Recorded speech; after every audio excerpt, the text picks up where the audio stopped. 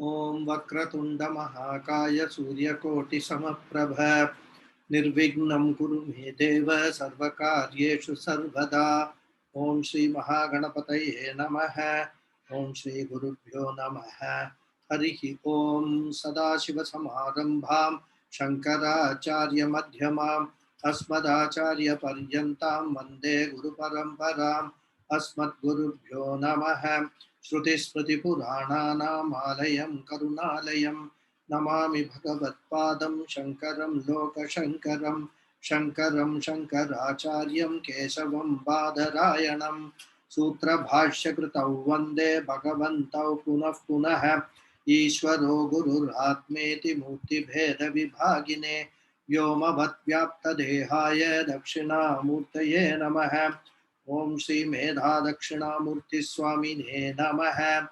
ओम सहना भवतु सहनौ भुनक्तु सह वीर्यं करवावहै तेजस्विनावधीतमस्तु मा विद्विषावहै। ओम शांति शांति शांति। ओम श्री गुरुभ्यो नमः। हरिः ओम सच्चिदानन्दरूपाय कृष्णाय क्लिष्टकारिणे नमो वेदान्तवेद्याय गुरवे बुद्धिसाक्षिणे कृष्णद्वैपायनं व्यासं सर्वलोकहिते रतं वेदाब्जभास्करं वन्दे शमादिनिलयं मुनिं सहस्रमूर्ते पुरुषोत्तमस्य सहस्रनेत्राननपादबाहोः सहस्रनाम्नां स्तवनं प्रशस्तं निरुच्यते जन्मजरादिशान्त्यै. Namaste once again to all of you. So, in the last class, we completed the meaning of the sloka Yeshame Sarva Dharmanam Dharmo Adhigatamo Matah Yat Bhaktya Pundari Kaksham Savairachenara Sada. It is quite a very involved explanation how Adi Shankara has dealt with both this sloka from Dvaita angle as well as Advaita perspective standpoint. Also, we saw that in detail, right? Now we will go to the next sloka. I will read the sloka. Those who want to follow me, read along with me can read. Okay. So Adi Shankara now starts his commentary. Dvitiya Prashnam Samadhatte means now the second question is going to be answered. Second question of Yudhishthira. Bhishmaji is going to answer. Paramam yo mahattejah, paramam yo mahattapah, paramam yo mahat brahma, paramam yah parayanam. So this is the sloka. And what was the second question of Yudhishthira? Kim vapyekam parayanam. This was the second question. Loke kim ekam parayanam, which is the only goal which is mentioned in all the Shastras, which is the ultimate goal of life. So we must recall what all we have seen as ultimate goal of life, which is moksha, right? Discovering Ishvara, discovering the Paramatma in us. That is the ultimate goal of life. So Paramam here means superior, exalted, extraordinary, eminent. All these meanings we can take for Paramam, the most exalted thing. Then Mahat means big. Literally, Mahat means big. So here Tejaha is a Mahat Tejaha is the word used in the sloka. So for the word Tejaha, Adi Shankara takes the meaning that which illumines everything. Because Tejaha, just like that plain reading, means illumination. I mean, that which is bright, Tejaha, that which is shining. But here he extends this meaning, which is not only shining, but which makes everything else shine. which illumines everything else. That is the meaning he takes, which enlightens everything. Right? So that by which all knowledge is possible. That by which everything is known. That by which knowledge is gained is Mahat Teja, which is what? Referring to pure consciousness, Chaitanya. That is Mahat Teja. So that is the light of pure consciousness, the light of awareness, which is there in all beings, and especially it helps the human beings to gather all the knowledge that they gather in their lifetime. All types of knowledge, Paravidya and Aparavidya, both is possible only because of the light of that consciousness. So we must understand Teja here. It does not mean, does not refer to Sankha Chakra Gadadhari Vishnu. So knowing the Chaitanya, that Paramatma, that Swarupa of that Paramatma is the ultimate goal. That is what Adi Shankara is coming to. So understanding that I am pure consciousness is the ultimate goal. So that is the Parama Purushartha, you can say, ultimate goal. Indirectly, what he is saying is that ultimate goal should be to understand Aham Brahmasmi in its full import, in all its aspects. What is Aham Brahmasmi or Tattvamasi, another Mahavakya? What does that mean? Understanding that is the ultimate goal of all human beings. And as I said, pure consciousness is nothing but pure awareness. I am aware of everything that is there in this world, in this cosmos.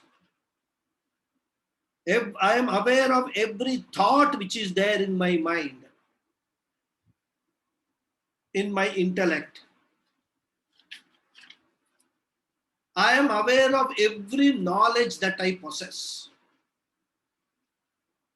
I am also aware of what all I do not know. That is also awareness, isn't it?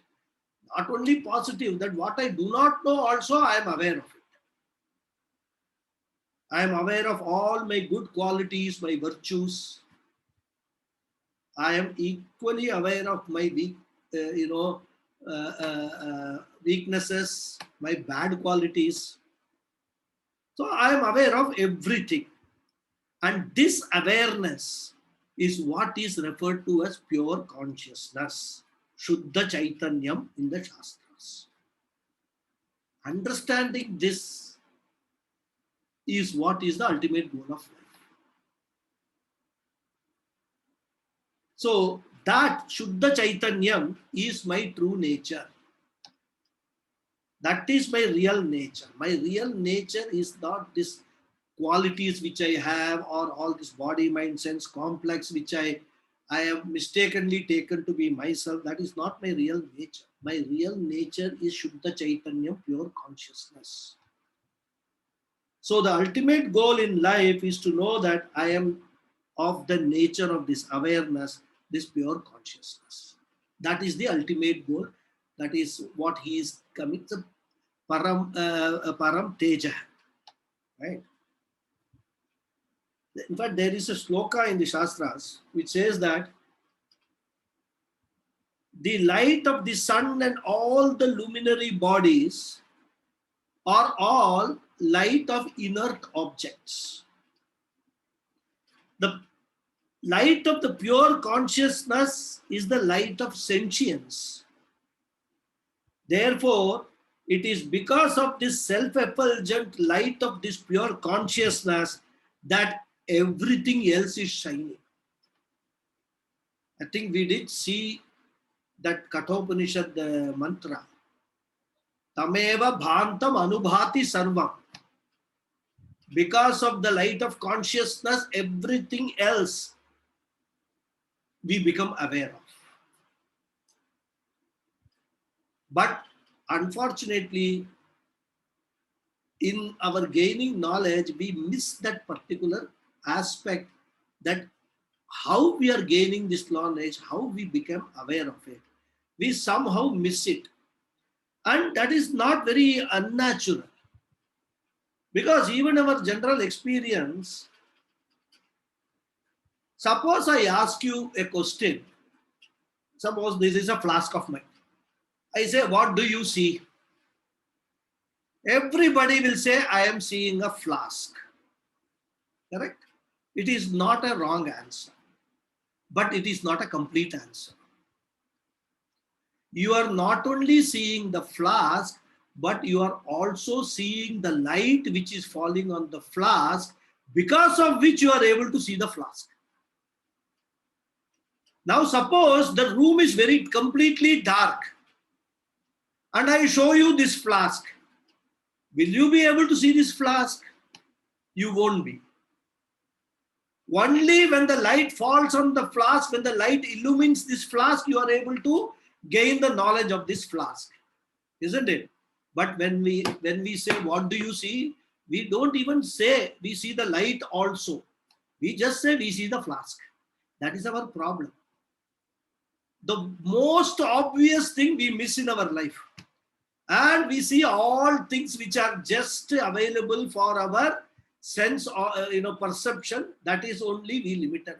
Even though light is also available for our sense perception, but our thinking doesn't go there. That I am seeing two things, light plus flask. In fact, it is because of the light that I am able to see the flask.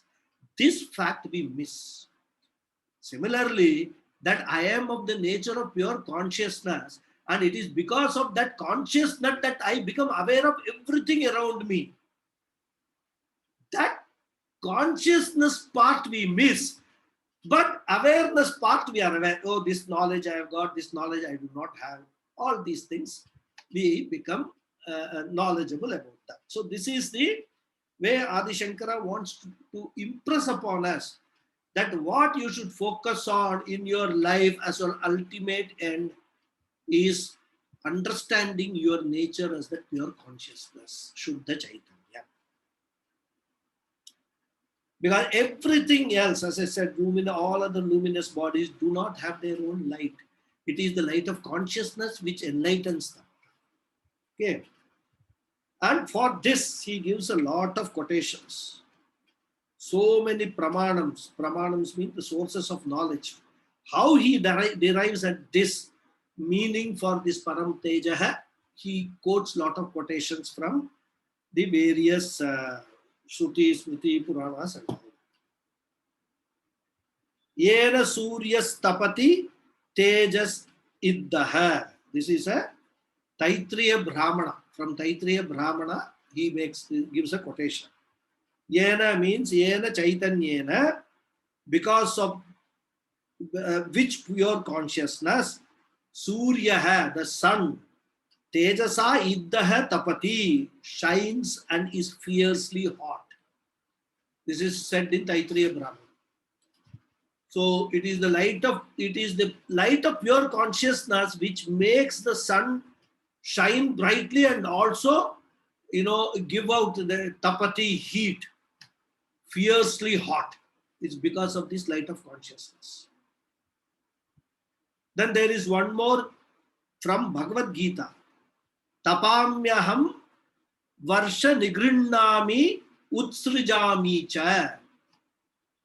He says in the Gita, I am the one who blazes in the form of the sun. And here Krishna is talking about his nature as pure consciousness. So he says, I only blaze as pure in the form of the sun, withhold and also send forth the rains. Nigrinnami and utsrijami. What? Varsham, rains. So again, pure consciousness, he says, this is here, all these places, this is the pure consciousness which is being referred to as Teja.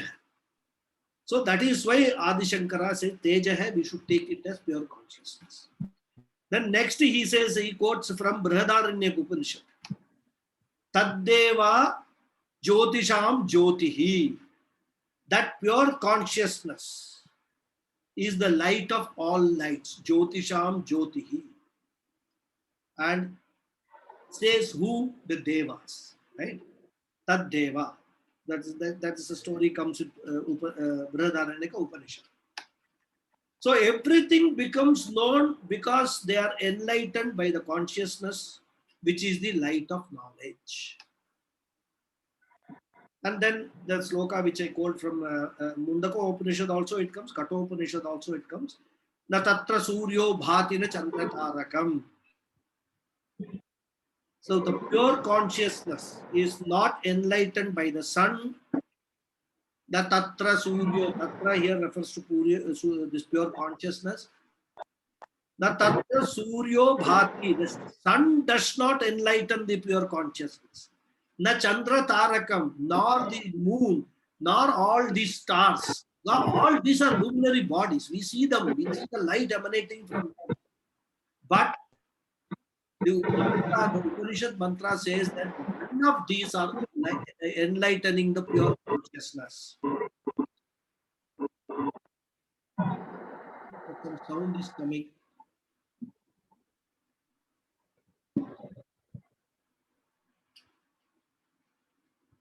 So none of them is enlightening the pure consciousness. Then it goes on to say, Nema vidyuto bhanti kutoya magnihi tameva bhantam anubhati sarvam tasya bhasa sarvamidham vibhati. That's a full mantra. So it is the pure consciousness which illumines all the celestial bodies, all the luminary bodies. It is the one which enlightens everything. That is why, what we say, Buddha got what under the Bodhi tree? Enlightenment. What is that enlightenment? That I am of the nature of pure consciousness. That is the enlightenment Buddha got. That is why it is called Bodhi tree. All that are, very, if you understand Sanskrit, what it all means, you will know. Okay. So, Ityadi Shrutehe, these two, three Vedic mantras, Veda mantras, he quotes rather. Then, of course, Shruti is over. Now he comes to Smriti, and which is again another quotation from Gita. Yada dityagadam tejo jagad bhasayate khilam yachandramasi yachagnav tattejo vidhi mamakam. Same meaning which is there in this Kathopanishad mantra here, the Bhagavad Gita as Veda Vyasa has borrowed. Okay.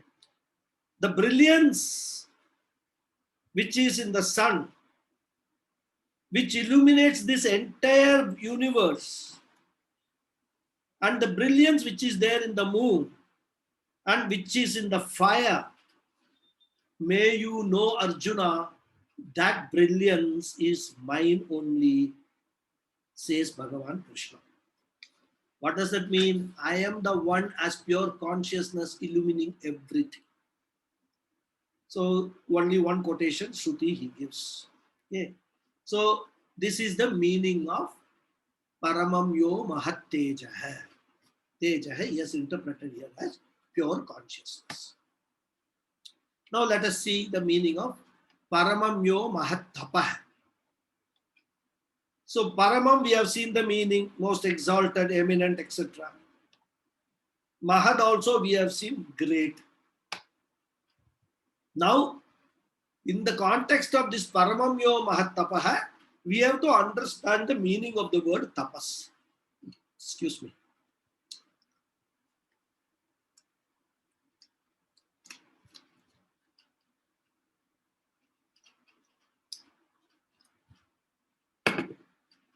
If you recall, we have seen the meaning of tapaha in one of the earlier classes. Isn't it? 3 types of tapa we saw. I will not repeat it. Literally, tapaha means heat. But that meaning of heat, Paramam Yo Mahat Tapa, who is the greatest heat, will not fit in this context. So Adi Shankara gives two meanings for this word tapah. The first meaning he gives is Ajnapayati. This is the brilliance of Adi Shankara. He is so erudite. He has read so many things. So any word, he picks up a most appropriate contextual meaning. Tapaha Ajnapayati. Ajnapayati means what? The one who commands. The one who gives out orders. Ishte, another meaning. The one who rules. Because you can command, you be as a commander in chief, but you may not be the ruler. So here you have both, the one who commands and one who rules. That is the meaning of tapah. He gives, right? These meanings we will never get in the dictionary. That is why we have to understand all our scriptures through bhashyam only. If we actually read the dictionary, it will say tapa means heat. Then if we don't bother to look what exactly is meant here, we will translate it as that which is the greatest heat. What meaning it will convey?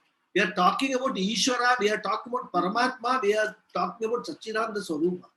And then greatest heat, if we translate, it will be meaningless. So that's why when all gurus say, if you want to study scriptures, go to a guru who has studied scriptures from his guru. Because this knowledge comes through parampara only, through the lineage of gurus only. You will never get these meanings in any other place. It will be there in bhashyams, and gurus teach based upon what? Adi Shankara, or even for that matter, Veda Vyasa, who have all interpreted this. On that basis only the gurus teach. So that is why a guru becomes very essential to understand the scriptures correctly. Otherwise, anybody can become a guru and then say, look at a dictionary and give a lecture. And then totally confused. As Pujya Swamiji says, Swayam confusa hai, then everybody also he confuses the.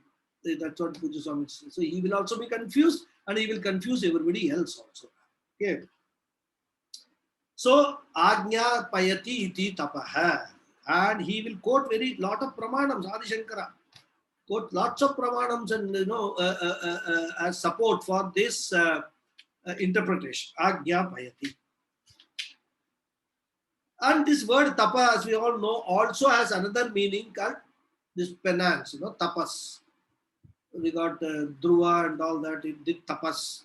So many rishis did tapas and all that. So basically, it's willingly undergoing some kind of a bodily, physical discomfort to achieve something. You make a sankalpa.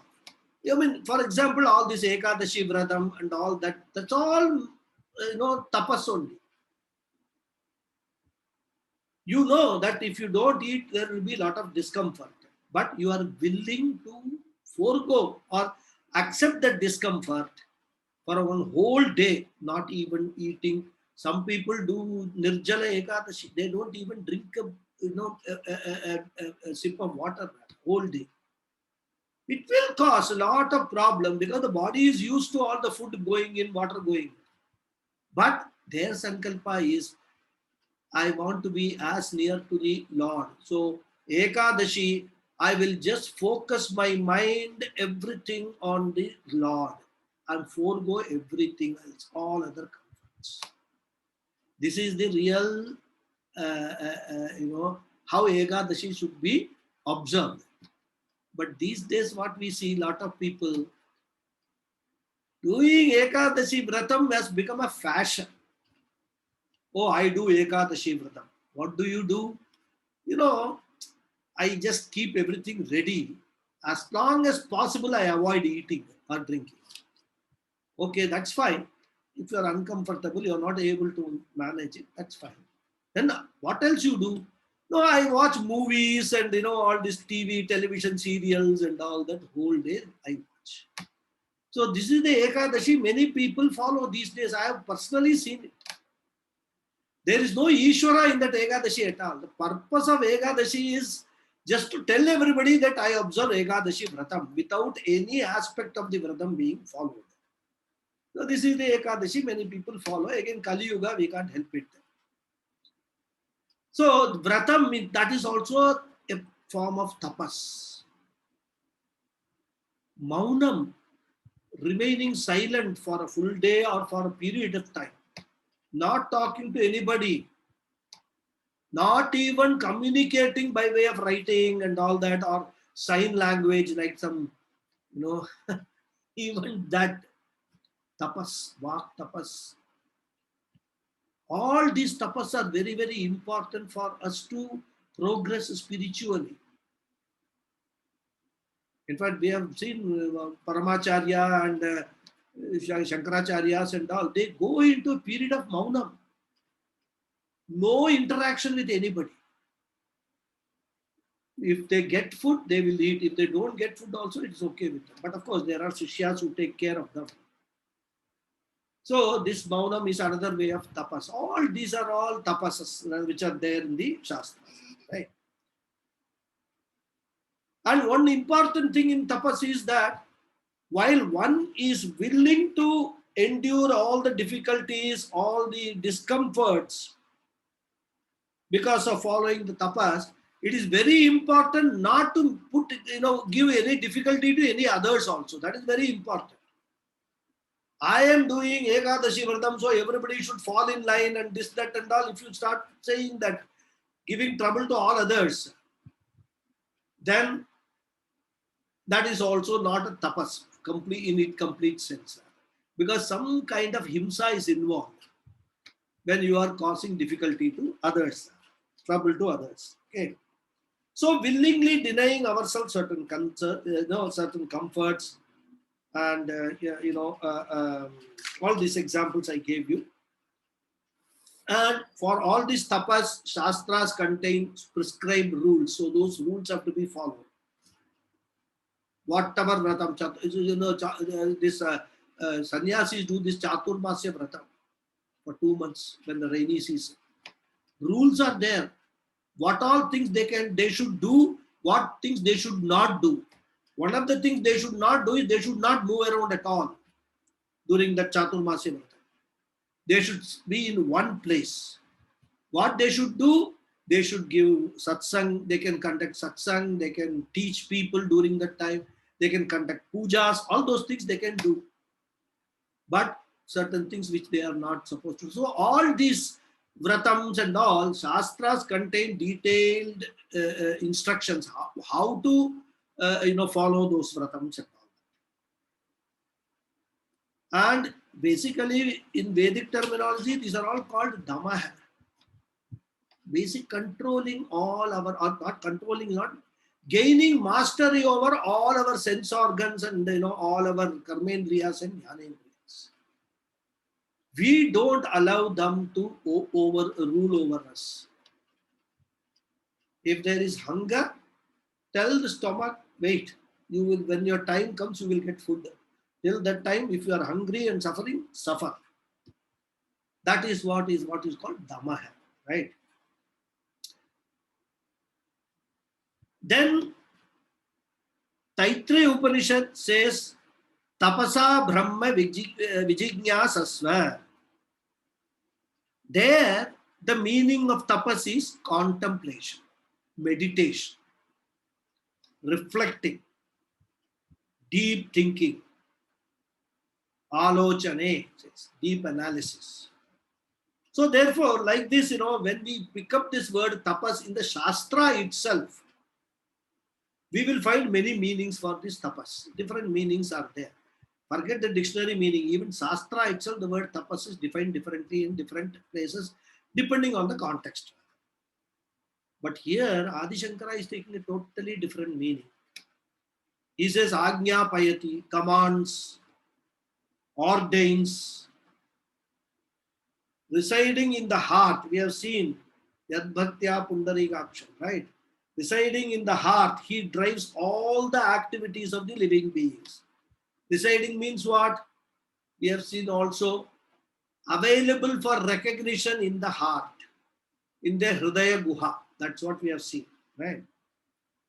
So this has to be very carefully understood. The expression that the Lord commands or orders is only a figurative expression. What it means? It means that he blesses all the activities. Because of the existence of pure consciousness, all activities are taking place. That is how we have to understand when he says the commands are, orders around or ordains. And it's not that he actually physically is ordering everything to, work as they are expected to work. And how does he execute this command? He executes this command through the Vedas only. Through Veda Vakyas. We have seen Satyam Vada, Dharmam Chara. So all these Vidhi, Nisheda Vakyas which are there in the Vedas, through that he executes all these commands. So when we study Satyam Vada and take it as a value that we need to follow, right? We must understand that that order to us comes through Vedas from Ishvara. And that is the meaning of Tapaha. Agnyapayati. Through the Vedas, he does that. Okay. Because when we read Upanishads, we come across this expression, Yesha Adesha, Yesha Upadesha. There itself, it clearly shows that this is the Adesha, this is the order, this is the Upadesha, this is the advice of what? Of the Upanishad. So there itself, this Agnya Payati is implied in those Upanishads. Yesha Adesha, Yesha Upadesha. Many Upanishad paragraphs, we will see these words. Okay. So everything functions as per the, or let us say within the order of Ishvara. When we say Ishvara's order means what? It is tightly controlled, a regime which is Ishvara is implementing. And everything in this cosmos functions within that order. Right?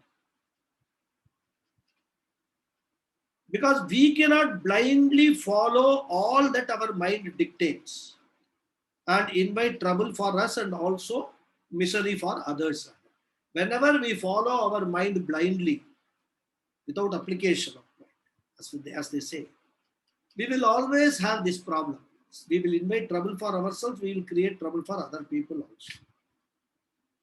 And not only that, if one has to command or order, one has to be a very powerful person, isn't it? So here, Ishvara, the Lord, is with all knowledge, Sarvajnaha, Sarva Shaktiman, all powers are residing in Ishvara, the totality. Whenever I am taking name of Ishvara, Ishvara, Ishvara, you must all understand I am not referring to any particular entity.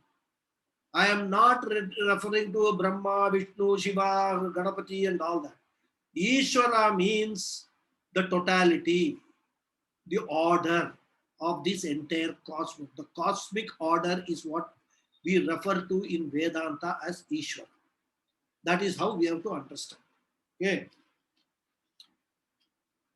So he is Sarva Aishwarya Sampanna. That is why he is Ishvara. Aishwarya Sampanna is Ishvara. Okay. And that's why, even in our history and all, in the scriptures and all, a king is looked upon as God. Not only here, in fact, throughout the world, this has been there in various civilizations. The king is always looked upon as a God. Why? King is all powerful, is all knowledge. So he is the one who can actually give command and make sure that the command is obeyed. So they don't, so king is, in fact, if you read British history, this concept itself came into a very big problem. I won't go into the British, Henry VII, Henry VIII and all. If you read the British history, this particular concept of the king being, equivalent to God came into a very, very big issue. So that historically also, even in our scriptures, king always is equated with God. Okay. So he needs to do everything. He needs to have everything, first of all. Needs to do everything. And most importantly, he must have a charitable mind. One of the most important qualities of a Kshatriya, which Bhagavan Krishna talks about in the Bhagavad Gita, is a charitable mind. You may have all things, everything, power to rule and all, but if you are not having a charitable mind, you cannot be a king. This is our Shastric injunction. Okay. So Agnya Payati, we'll come back to that. So means governs or commands. And as I said, he quotes a lot of things. He quotes first from Antaryami Brahmana. Antaryami Brahmana is a chapter in Brihadaranyaka Upanishad, right? And that mantra says that the Lord Parameshwara is the one remaining inside all beings. Antaryami. Antaryami means who remains inside all beings. Living and non-living. Not necessarily only living, but non-living also. In this world and in all other worlds, he controls, he governs. That is what this Brihadaranyaka Upanishad mantra says. So it says that in this world, he rules or governs the entire cosmos. So this is a mantra from Antaryami Brahmana. I'm not quoting all the mantras because if I start quoting the mantras and explaining them, this will go on and on and on. Some places I will quote, some places I will skip the quotes. Okay.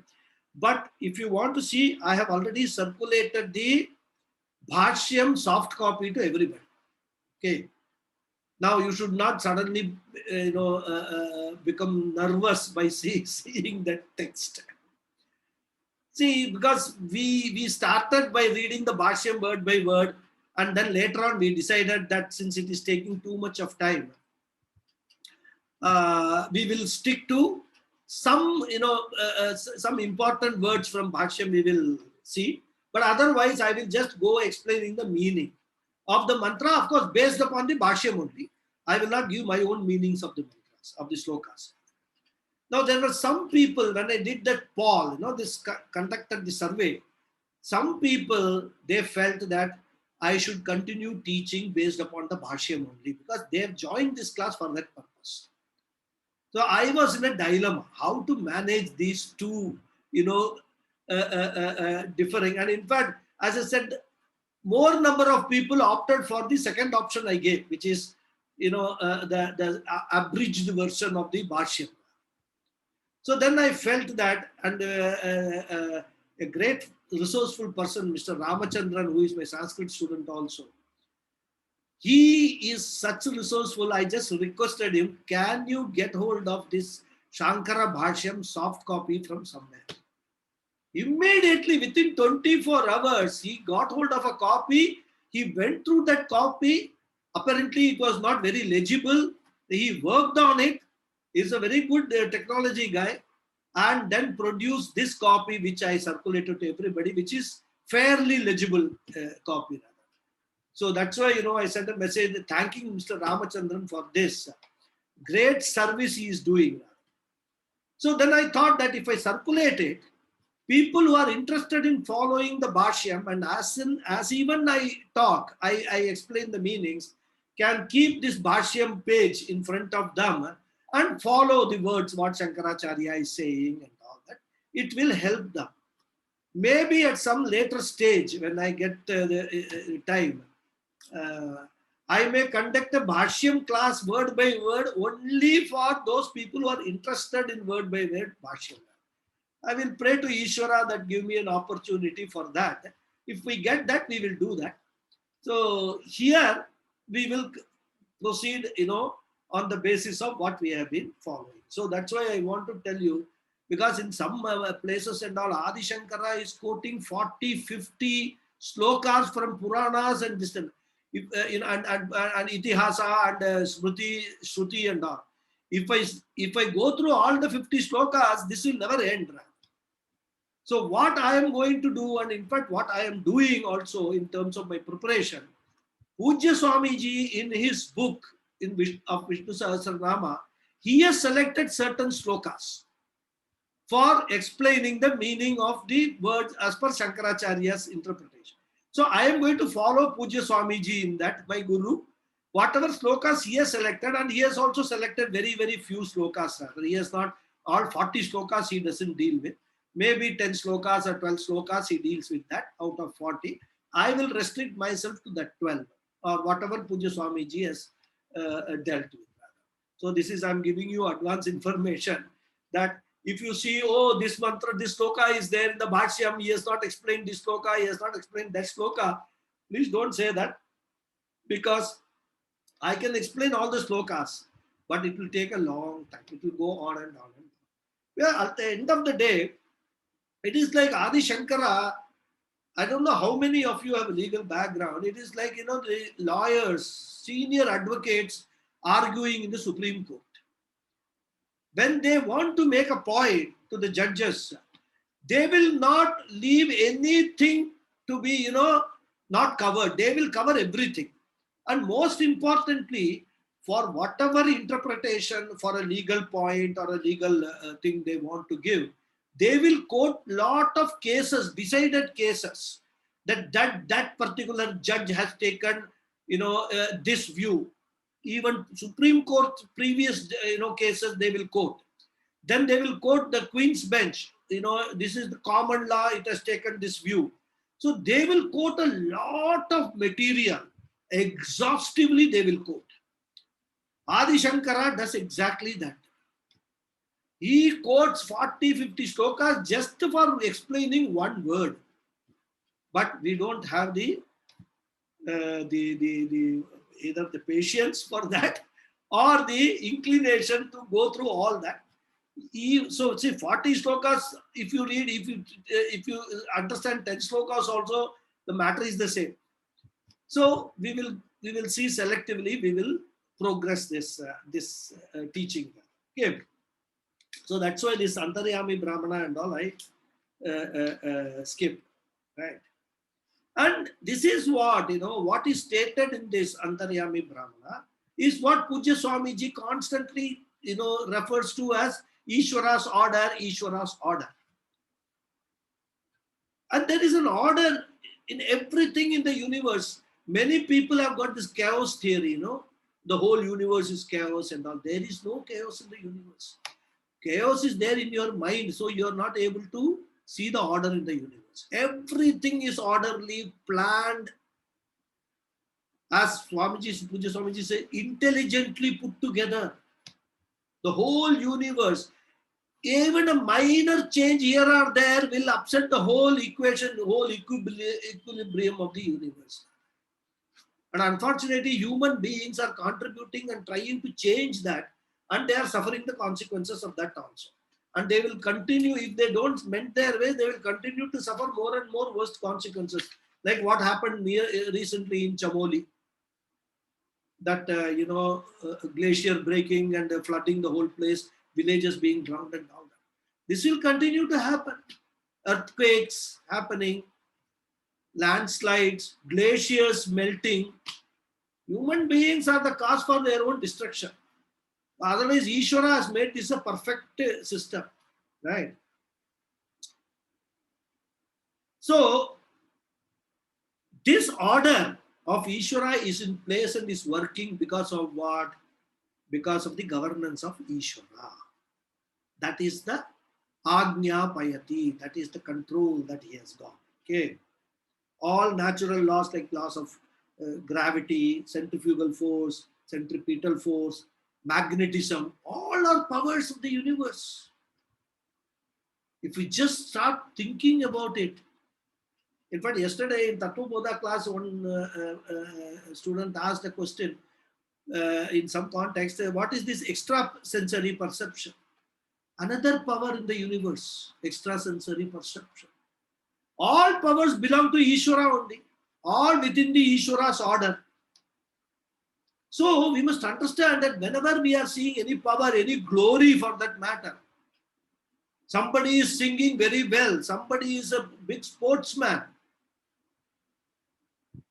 somebody is a war hero, glories. Whenever we see such glories, we must immediately see Ishvara in that particular individual. It is not his glory, it is Ishvara acting through him. He is only a nimitta for Ishvara to exhibit his glory. Like Bhagavan Krishna made Arjuna a nimitta for giving the knowledge of Bhagavad Gita to all of us. Bhagavan Krishna's intention was not to teach Arjuna. It was to make Arjuna a student so that the entire teaching comes to the world and it is surviving even today. In fact, it is getting more and more popular. More and more people are coming to Gita and understanding what is Gita. People from other religions are being attracted to Bhagavad Gita. So this is what we have to understand. Order of Ishvara, the glory of Ishvara, power of Ishvara, immense, limitless power. That is how we have to understand, right? So this entire cosmic order is order of Ishvara. Then there will be a question, and most people will ask this question. If everything is happening as per the order of Ishvara, what about my free will? You said that we have got free will. I do everything as I will. When you say everything is order of Ishvara, so that means what? My free will is a waste. God only, Ishvara only has given me the free will, but I cannot use it because I cannot go against the order. The answer is very, very simple. A free will has been given to you to understand this order, how this order works, and conduct your affairs in such a manner that you are in consonant with the order. If you use your free will to go against the order, you will be the one who will be suffering. Pujya Swamiji gives a nice example. He says, there is a tree with a very rough bark outside. You know, many old trees, they develop a rough bark.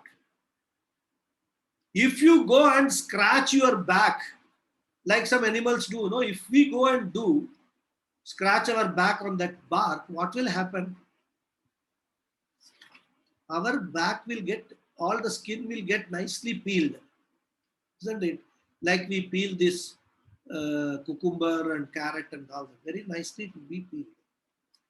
What is Ishvara's order? Ishvara's order is that if you scratch your back on that bark, rough bark of a tree, you will get hurt. This is Ishvara's order. Now you say, I will use my free will. I don't care. Let me see. I will go and scratch my back on that. Means what? The order will give you the punishment. So when we say we are using the free will, we must use the free will also intelligently. Because without, there are two things involved in anything that we achieve in our life. One is our effort, which is called prayatnam. Without that effort, nothing can be achieved. And the second aspect is what we call daivam. And daivam is what? The order of Ishvara. All the powers which are governing this order. Whatever effort that you are putting in, unless it is blessed by the corresponding power from the totality, you will not achieve that. And that is why prayers and all become very, very important. Because how do you actually gain the attention, gain the blessings of somebody like a king or, your bosses in the office? You pray to them, isn't it? In many ways we pray to them. We sing their glories. Whether that fellow is great or not, we will keep saying, oh, you are a very great son. This idea nobody will get, only you will get this idea. What we have got back of the mind is bonus time is coming now. And he is the guy who is going to decide our bonus. I'm just telling you my corporate experiences. See, so many people. Outside he will be talking ill about that boss. But before the boss, he will just glorify. So like that, Ishvara also, we have to keep on glorifying. But genuinely. With the hope that we will get the Ishvara's attention and he will support in all our endeavors which we do with our free will. That is how we have to understand this question of free will. Nobody denies that we don't have free will, but free will also we have to actually understand. And at the height of spirituality, you know what is the final stage of moksha? Totally surrendering your free will to Ishvara. Sarva dharman parityajya mamekam sharanam vraja, says Krishna in the 18th chapter. What does it mean? Mamekam sharanam vraja does not mean that go and surrender to Krishna, and that's the interpretation many people give. It means that your individuality, which is reflected in your sense of this free will, I can do, I am the doer and all, that you surrender to me. Your free will you surrender to me, then you will be free of all your dukkhas. That's what Krishna says. So we have to understand this surrender also. Free will is there, but we have to give up that free will with a free will. And that is moksha. That is how jnanis become jnanis. Okay. And this free will we can use in so many ways. Kartum shakyam, akartum shakyam, anyata kartum shakyam. We can do it in one way, we can do it in another way, or we can not do at all, anything rather. So we have these choices in our life. And when we exercise our choice, we must understand the consequences of the choice also will come to us only. That we must have a full understanding. So before exercising the choice, before exercising your free will, first understand whatever you are going to do and what all could be the consequences of that. Once you understand that, then with full knowledge you exercise your free will, no problem at all. If you are prepared to take all the positive and negative consequences of your exercising your free will. And if our choices are within the Ishvara's order, in conformity with the Ishvara's order, it is guaranteed that it will lead to happiness. When we exercise our free will in such a way that whatever we are doing is within the confines of Ishvara's order, it will result in happiness only and no dukkha will be there. So this is how the free will question has to be understood. And as I told you, I gave the example of what Puja Swamiji says. So using your free will and knowing very well that if you rub your back against the rough bark, bark of the tree, you will bound to get injured and hurt and bleed. You can use your free will not to do that, isn't it? Akartum shakyam, not to rub your back against the tree rather. All these are very detailed discussion is there in law of karma in the Shastras. Tattva Bodha, I will be dealing with some of this later on. Tattva Bodha students can note. Because there are another example, Swami Paramarthananda quotes. There is a battery car, right? And you have a remote in your hand. Now, the car, without the battery, but you have the remote, can the car go or move around? It cannot. So it requires the power. The battery. The battery is the Ishvara's order. Once you put the battery, then you can make the car go anywhere. Again, you can exercise your free will. If the car is going to go and dash against a wall, you can stop the car and reverse it with the remote control in your hand. So remote control is the free will that you have. So another example, to understand this, how the free will and the order interact with each other, how they are, the free will has to be exercised in consonance with the order. These examples are helpful. Then Adi Shankara gives another quotation from Taittiriya Upanishad, which says everything functions as per Ishvara's order only. In fact, he actually goes, the Taittiriya Upanishads makes it very, sound very, what I should say, dangerous.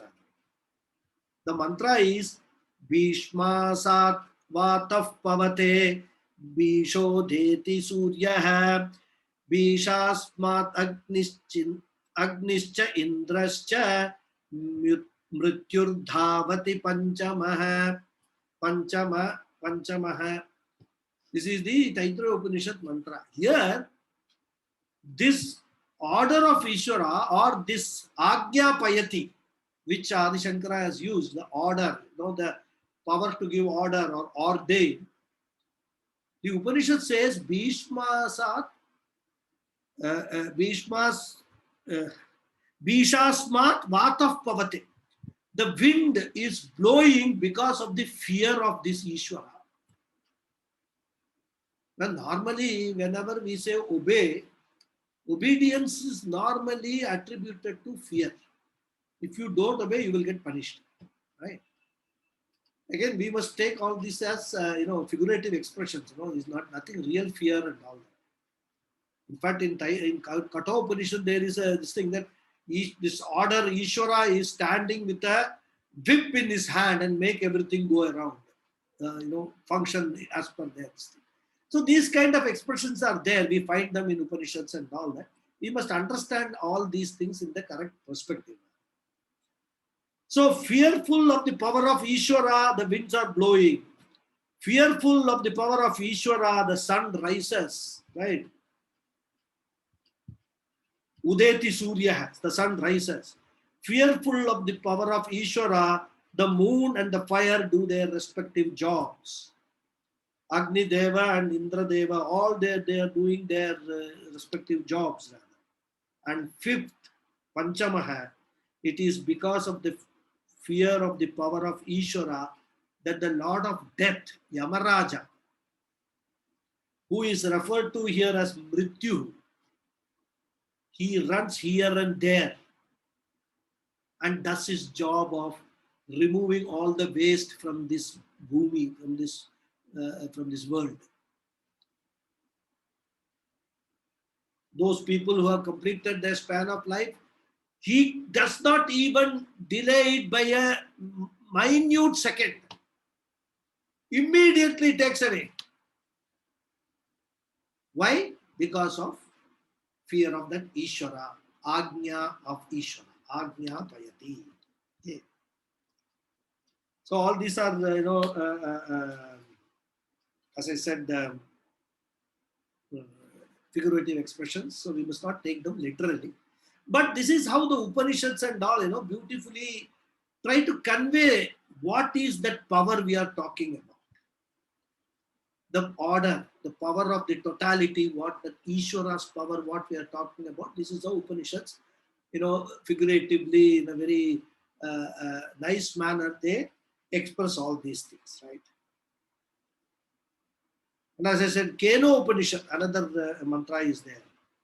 There, the student asks the Guru, Keneshitam patati preshitam manaha. What makes the mind think? Kena pranaha pratamaha praiti yuktaha. What makes the air that we breathe go in and out?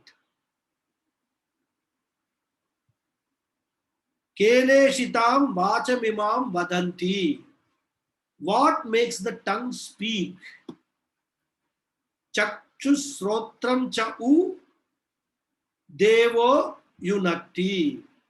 By whose blessings do the eyes see and the ears hear? What makes all the organs perform their respective functions? This is the student asks the Guru. in Keno Upanishad. And what the Guru says, one sentence answer. Tadeva Brahma Tvam Vidhi. You may know that that is Brahman, the pure consciousness. May you know that to be. It is because of that pure consciousness, it is because of the blessings of that Brahman that all parts of the body function. This entire cosmos is pervaded by that Brahman only. And it is that Brahman which makes all the activities possible in this world. And that Brahman is referred to in the Shastra as what? Paramatma, or the Supreme Lord, who has got this Paramamyo Mahat Tapaha Agnya Payati, one meaning Adi Shankara gives. More we will see in the next class. Okay, I'll say the prayers. Om Purnamadav Purnamidam Purnat Purnamudachyate Purnasya Purnamadhaya Purnameva Vasishyate. Om Shanti Shanti Shanti. Harihi Om Shri Gurubhyo Namaha. Harihi Om. Thank you all very much. Thank you, Guruji. Raghuji, I have a question, Raghuji. Thank you, Guruji. This is Padma here. I was following the Bhashyam that you sent. After you quoted the Taittiriya Upanishad, I can't, the script is not very clear to me. Then you went on to Keno Upanishad. Yes, Is first it the same or is it from?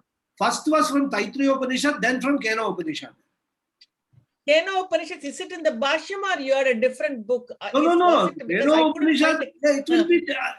I'm not sure whether it is there. It should be there in the Bhashyam. You can check. You know, because no, after the Taittiriya Upanishad, it went to Mandukya Upanishad. I might have skipped. That's what.